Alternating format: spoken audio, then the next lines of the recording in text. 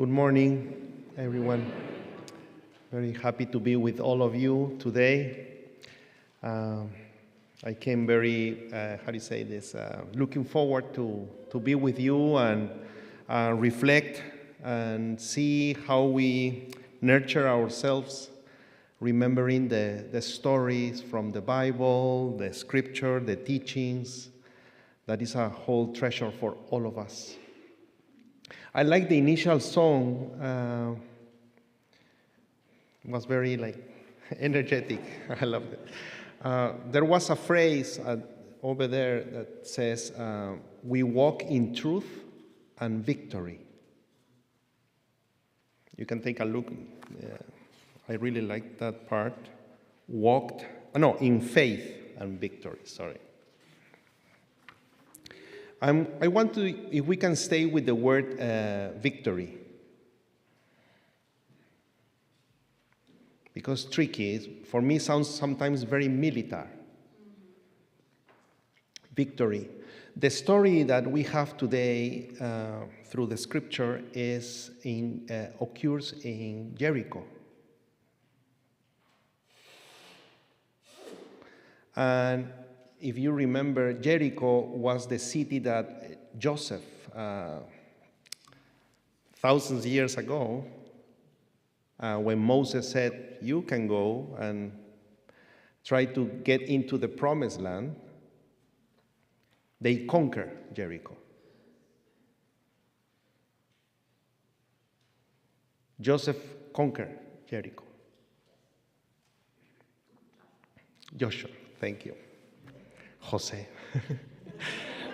Yeah, Joshua. Yes. Thank you, Pastor Alison. And the story today occurred also in Jericho, but let's go back to that part of the story that thousands of years ago, Joshua that conquered Jericho. Moses didn't go there.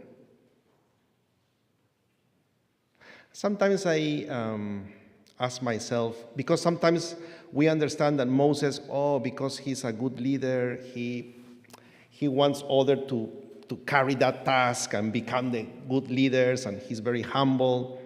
But another way to think that moment, why Moses stayed without going into that conquering pattern stuff, maybe he discovered the promised land in every place.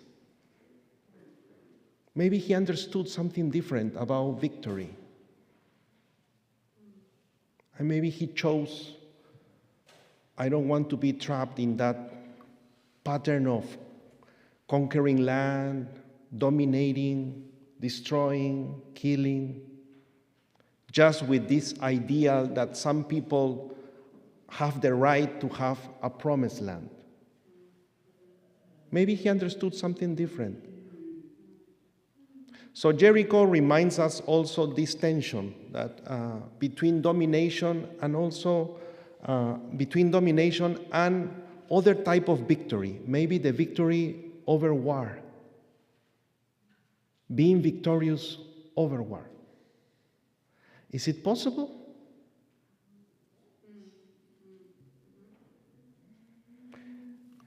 Is it possible that there's another type of victory that we can live? In the world right now,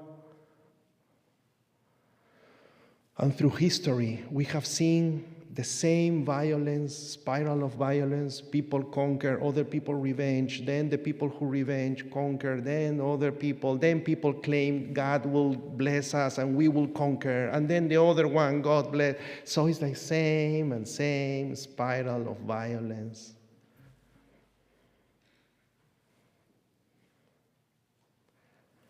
Is it possible do we believe that there's another type of coexistence within humanity? Is it real, another type of victory? So today we see an encounter between a tax collector and Jesus in that city, Jericho. In Jericho, the taxes were from Rome. for Rome. The taxes were for Rome. Different from Matthew when he was working in Capernaum. Those taxes went to Herod. Yeah. But here is directly paid to the Romans. And Zacchaeus, who is a tax collector, almost a chief of the tax collectors, in order to do what he does, he needs to have agreements, a little bit corruption. In order to survive, he needs to charge more to people, and he's working to the oppressors of the city. The people who still believe in what means victory is dominating others before others dominate us. So this is the pattern, right? This is in our brains. So he was trapped in that area, in that way of thinking, and he was doing what he needed to do to survive. But he was a very lonely person because people hate the tax collectors. They were who betray the people. They were the people who betray the people. They work for the people who are dominating us. So he didn't have friends, I guess. Lonely, have money, but lonely. Without joy, I don't know. And then this Jesus famous starting like appearing, and Jesus show up with a crowd and people, and then he's listening something, and he's trying to see who's this prophet or this weird rabbi from Galilee, and walking with people who are like discarded in society. Who's this guy coming here? And when Jesus see him, before Jesus see him, I like the notion of that Zacchaeus, he was low stature, no? He was short. And he climbed a tree, and so it's very beautiful. Like for me, it's a kind of like a teaching about when we acknowledge our limitation, something could happen. No, he's acknowledging his limitation. He's looking, embracing his limitation, but finding his way to see Jesus climbing the tree. And then Jesus see him, and as Pastor Allison was explaining, he inviting himself to his house, to this person who everybody hates.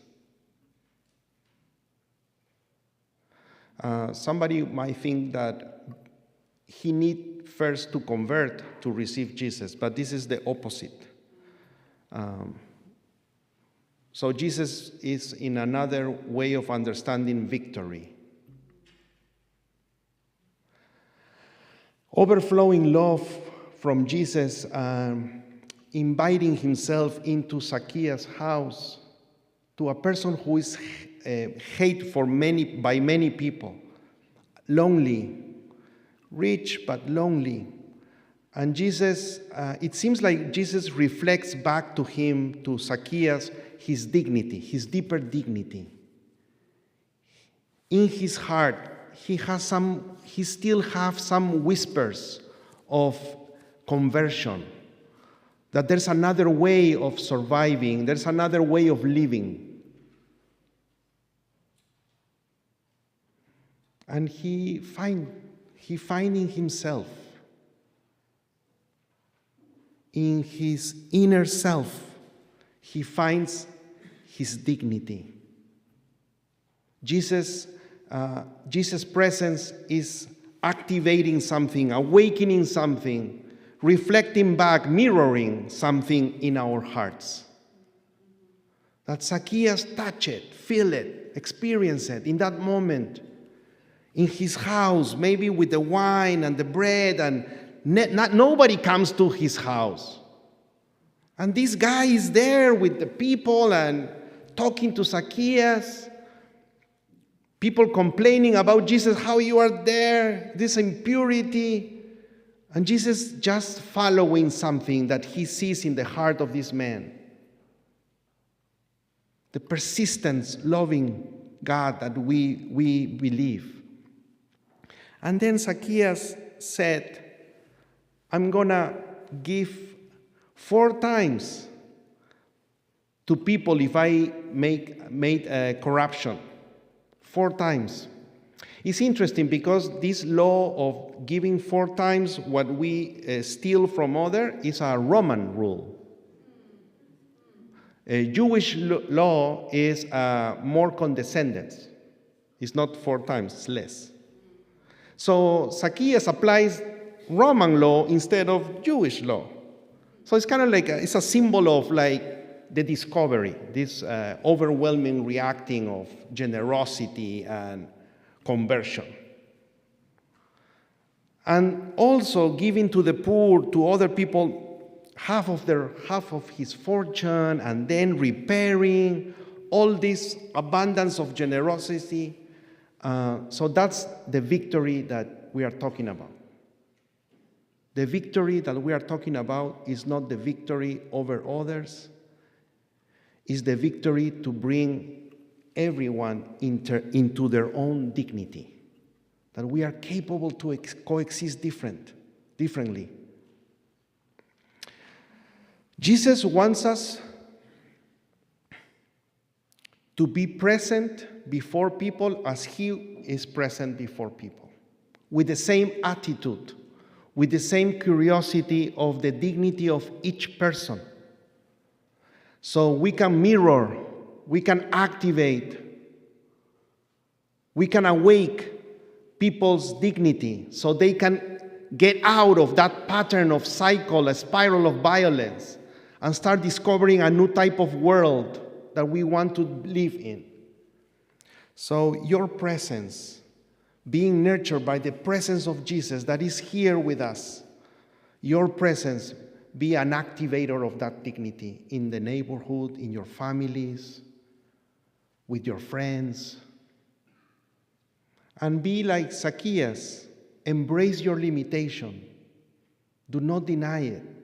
Once you embrace your limitation, you start finding love around you because you cannot walk alone with your limitations. You need solidarity. You need people mercy. Embracing our limitations is the way how we keep our hearts open to the presence of the divine. So, embracing our limitations as Zacchaeus and be present as Jesus and getting out of this misunderstanding of victory. Never back again. Maybe we can stay like Moses. We have here all what we need, and we need all what is here, maybe. And that's it.